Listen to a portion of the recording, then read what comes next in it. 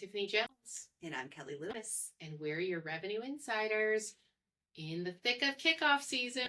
Oh, it's kickoff season. Everyone's talking about it. I think my LinkedIn post every day, someone's posting. I know. Pictures, though, I do love it. It's something that brings me a lot of energy, and just seeing people get together in person, it does make me happy. I'm fresh off of my kickoff. Yeah, you are. Last week. I'm shocked you're not sick. How are you healthy? Between the fact that half of my company is probably sick from kickoff, which is normal. That happens. Totally and normal. My husband's sick at home. Yeah. I also do not know how I am not sick, but we are not going to take things for granted. We don't need to ask questions we don't want the answers to. So totally. We are here and not sick, feeling great. But kickoff was great last week. I'm an extrovert. And so I think for a lot of extroverts in the revenue organization, kickoff is a great time to spend together and really build that energy for the year. We don't do a lot of in-person events anymore. And it holds a special place in my heart, but only when it's done correctly. We're getting better, though. I think so. I do think organizations, at least I'm seeing it, the organizations I'm working with are thinking about it differently, and they know they need to reinvent the way they're doing kickoff. Do they have a playbook on how to do it yet? Maybe not, but they're thinking about it. You've done quite a bit of kickoffs in the last, I feel like every other week, you're on the road for a kickoff these days. And so you have seen the gamut. I am deep in it. I was telling my head of enablement this morning on a call, I am not giving critiques. I am showing us opportunities for growth, because I see everything when you're in the thick of it, and you have to enable afterwards. You move on from there. It's very different, I feel to see, to come in and see the spotlights, and you probably see the bigger picture things that need to change or shift. Yeah. I think the biggest shift I am seeing is it is no longer just stand and deliver. I feel for a very long time, our executives got super excited to get on stage and share their vision and their story. Yes. And they wanted that stage time. And so the majority of your kickoff was sitting there as a rep or a seller listening, and then going to someone dinners. Mm-hmm.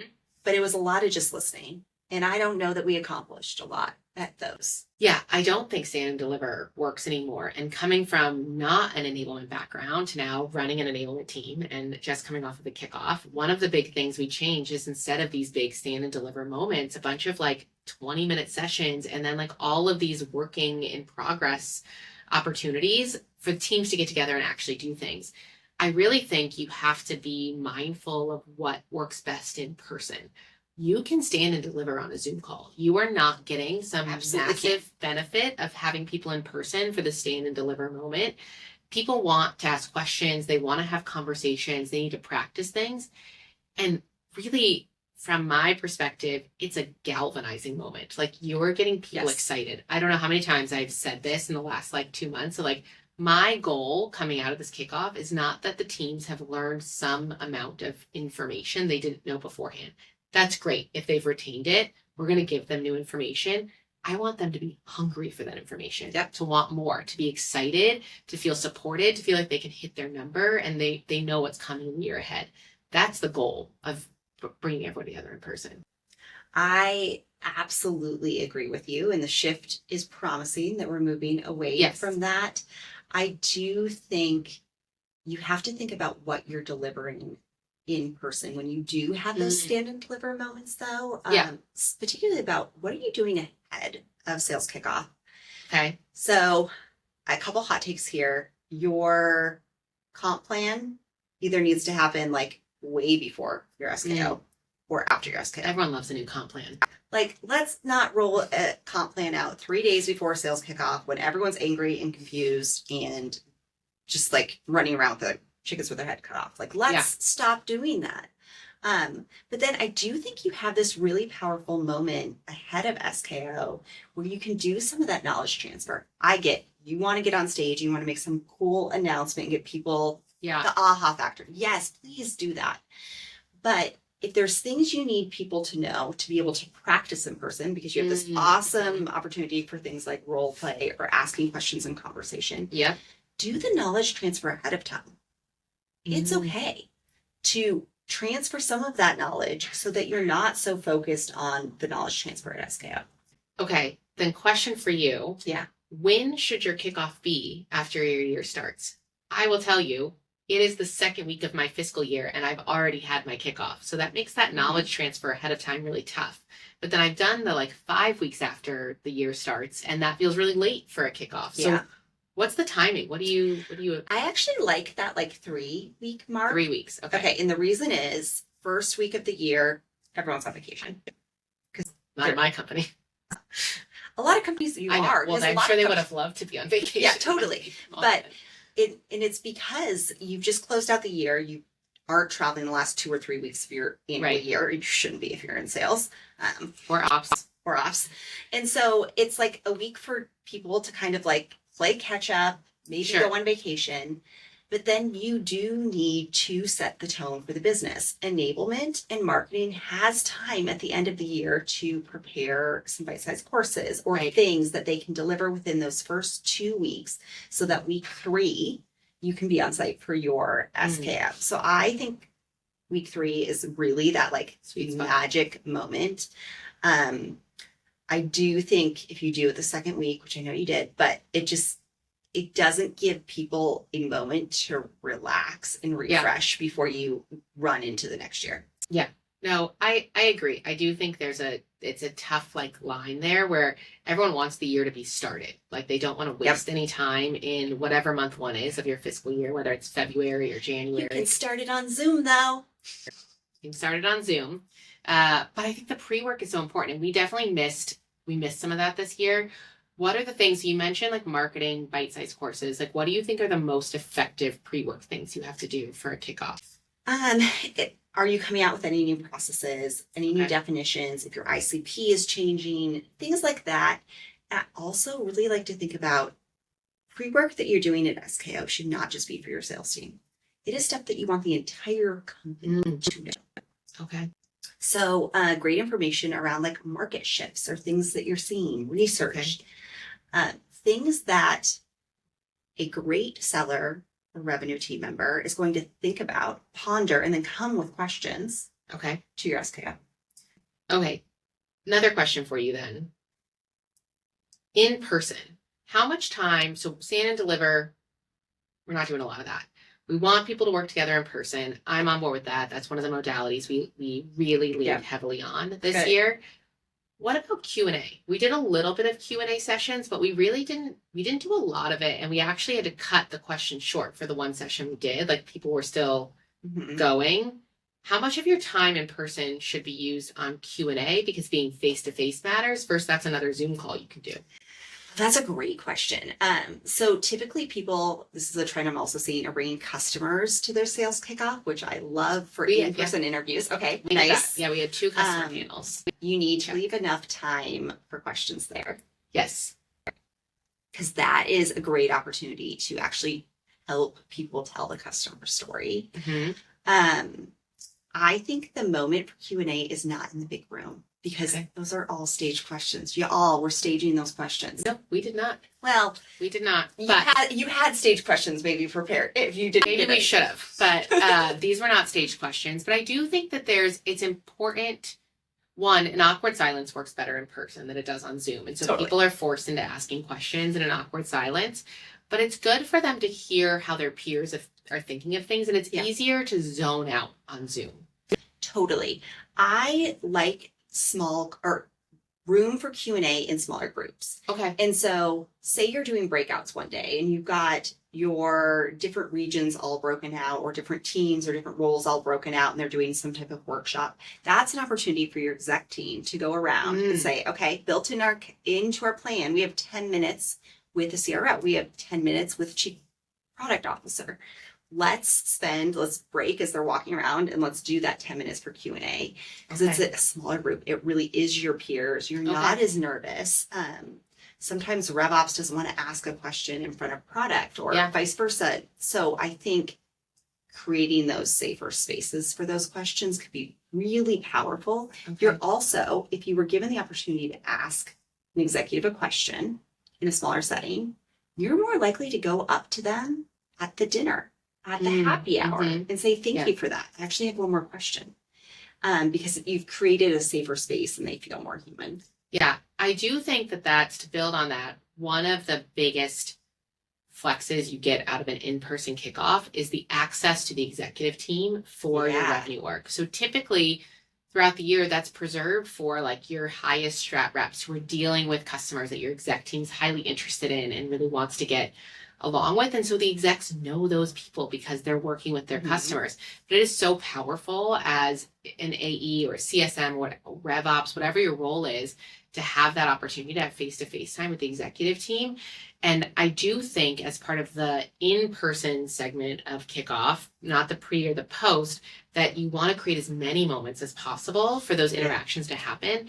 And I think like when I think about being, you know, the person consuming that or having that access, like I'm more invested in the company and what I'm doing, or I believe it more because I have that personal connection with the execs. Yeah.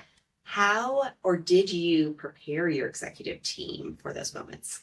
We asked our executive teams at breakfast and lunch to spread out across the tables so that they weren't clumped together, having conversations just amongst themselves, and it forced other people to kind of choose to sit with them. There was nowhere that they could sit for those meals without an executive there. So kind of just like a normalization moment. Like that's just, it's not a high pressure, just an opportunity to like sit and chat about things. Did it work perfectly? No, nothing ever does. But I do think that we created some more naturally inserted executive conversations into more moments that way. I really like that. Yeah. I do think that sometimes we forget that the executive team needs to be prepared and like needs to be told how we want them to show up in those moments. So I love that you did that. Yeah. I mean, we obviously did the customer briefs too and like all of those things. But yeah, for the team, it was good to be like, you just need to be part of the company. Like that's all we're asking you to do. We're not asking you to like be prepared for a speech for those moments or anything along those lines. So I think it was good. The other thing we did, and I'm curious your take on this as part of kickoffs, we haven't talked about this. On day 2, we did like a brain break where we had a like speed friending session. Oh. We had everyone write down 3 different sticky notes with a question on each. And they just walked around and asked each other questions, but they traded sticky notes every time they asked that question. So they got someone else's question they wrote down back. Okay. And we included the executive team in this like speed friending. It's just a way to get people, you know, day 2, you're starting to get like an afternoon lull.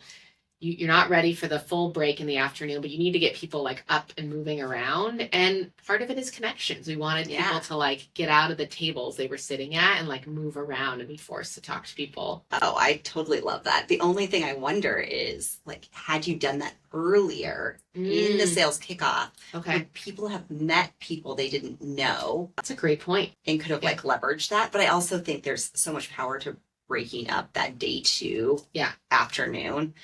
Whenever I get slotted there as a keynote speaker or as a presenter, which is like the worst. Yeah. Or I run a workshop there and I'm like, okay, we're gonna have to stand up and do something because I can tell you're all dying inside from sitting. Yeah. So I mean, I think it was good to have like the brain break, but I hear you. I think that like doing that connection point earlier, like I'm gonna take I think you needed both. Yeah. It's like a yes and. Yes and. Okay. But I love that idea, the like handing off the little questions. Yeah. Wonderful. It was great. Some of the questions were great too. So I am post RKO. Yeah. We are in reinforcement phase and there is so much to go do. Like I said, our philosophy was like, this is a galvanizing moment. Like we want people to be excited. We want them to be hungry about what they're going to go learn. But now I need to go feed them. Yeah. What do you do for post kickoff reinforcement? So it's a topic I'm so glad people are actually thinking about and talking about. I've actually put out a couple proposals this week for people just looking for reinforcement for their SKO because the same thing. We just came out with new messaging, we came out with new pricing. Objection handling is different based on our product. Like, shoot, we now need the skills to go do all of this. So I'm going to be actually doing maybe more reinforcement work than actual SKO work this year, which is a shift for sure. That's a big shift for you. What I'm excited about, though I do love those SKO moments. I know.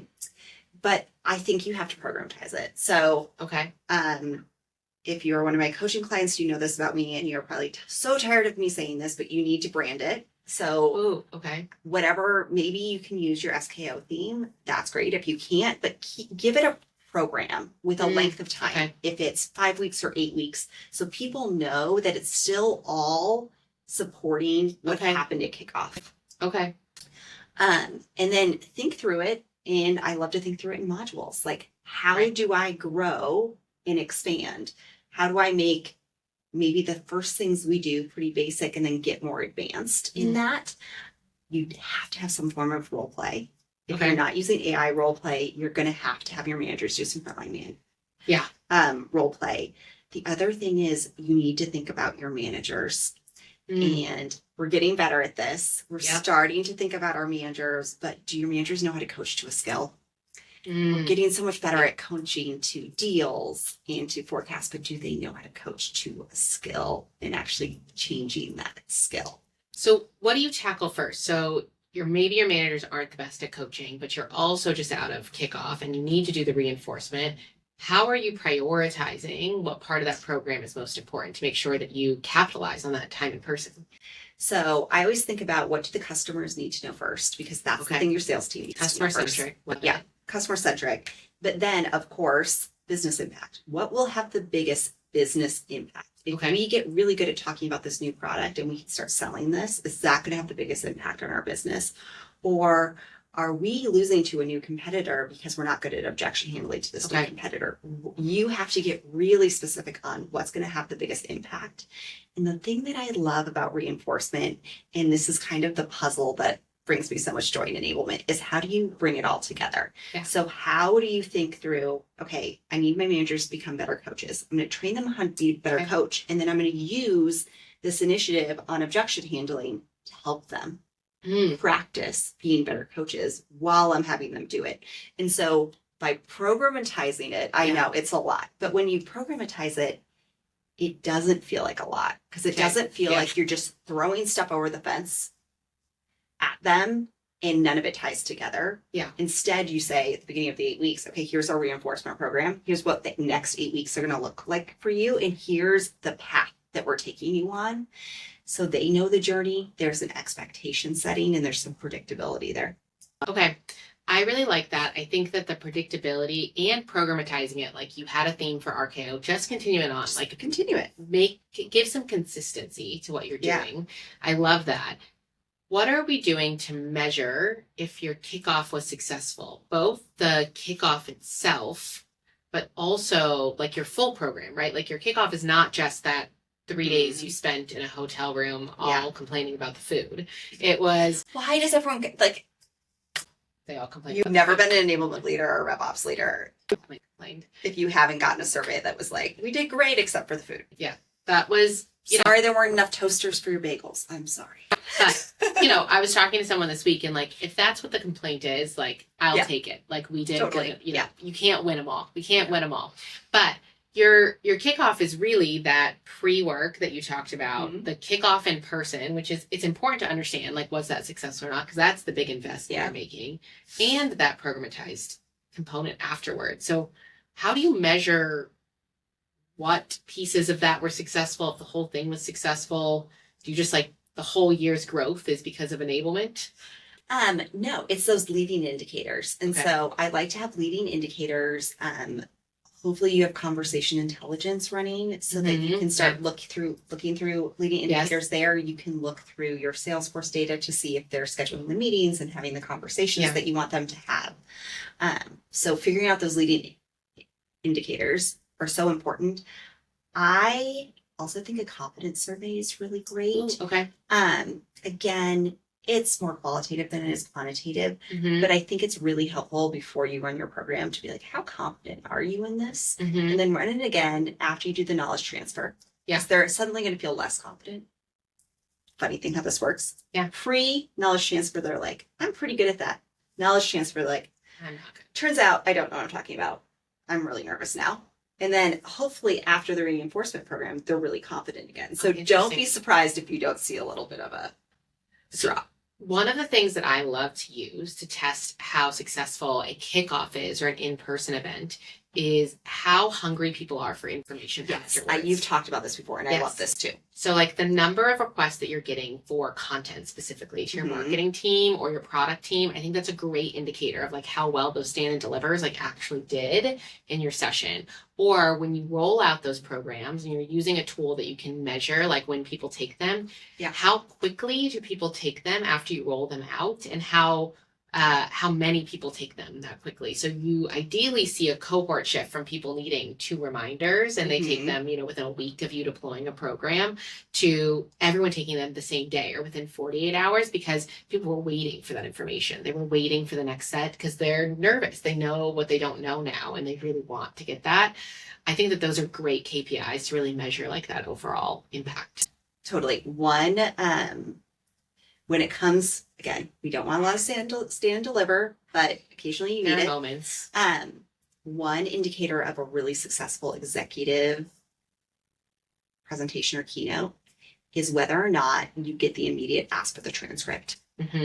Yeah. And it's such a good sign because it means that whatever was said, they realize it's super powerful, but they also realize I'm not the CEO. I can't say it like that. So I need to transition it and make the messaging mine, which they need to have the skills for. So make sure you don't just hand them a transcript with no skills. Yeah. But that's always a key sign that whatever was said on stage from a new messaging standpoint landed. Yeah, I agree. I think that goes along to the hungry, like the KPIs that show they're hungry, like they immediately are asking for, like, how do they do that again? Did we record this? Are they going to say it again? Will I have access to the transcript? Like whatever those questions are great indicators there. And for your onboarding program, make sure you're recording these sessions, clipping them up, because how sad for anyone who started this week and didn't get those big moments to hear your executives say the message. And not everyone has the budget to record everything and totally clip it all up. So think of other ways to accomplish the same thing, right? You can have your executive, as part of practice, record their session on a Zoom so you get all of that information off the bat, or afterwards if they're iterating up until the moment they walk on stage, as some people like to do. Or we run like a Zoom in the background of like a large conference room, like as long as it's by the mic. You don't have to have some big fancy recording. 100%. Yeah. And when I say that, I get that there are budget constraints, but yes, put up I've also been where like you get all of the video and audio, and that's nice too. Yeah. Oh, one last tip and trick that I learned that I saw for the first time done really well this year. I worked with a third party at an SKO recently. Her name was Kelly L2. So it was really fun to work with her. I remember that. But she made the executives at the company do table reads. They actually had to sit down and go through their keynotes and read them out to each other 2 weeks before the event. Oh, I love that discipline. And it was for 3 hours. We sat there and we listened to everyone, and then everyone critiqued each other. They made sure they flowed together. They could talk about different points that each other were making. It was a level of discipline I'd never seen. I also didn't think she could pull it off, but she did. It was a level of discipline I had never seen, and it made such an impact. Wow. Yeah. I mean, just forcing everyone to be that prepared 2 weeks before alone is worth the discipline for that. I walked into the first one, and I wasn't doing a keynote. I was just in charge of all the training in the afternoons. And I was expecting them to like maybe have some rough outlines and like blubber their way through it. And I was, oh no, they had like full written out word by word, slide by slide presentations. And it was game changing. Again, I'm so impressed. Yeah. I'm jealous. Kelly. That was not what I just went through. Very jealous. Someday. Well, happy kickoff season. Happy kickoff season. I know most of you. Yeah. I know most are probably past that now, but start thinking about reinforcement and kickoff season is all year round because you're either reinforcing or you're planning for the next one. I just did a proposal for a mid-year meeting. So we don't just have one kickoff. We have two. Yeah. Thank you, everyone. Thanks.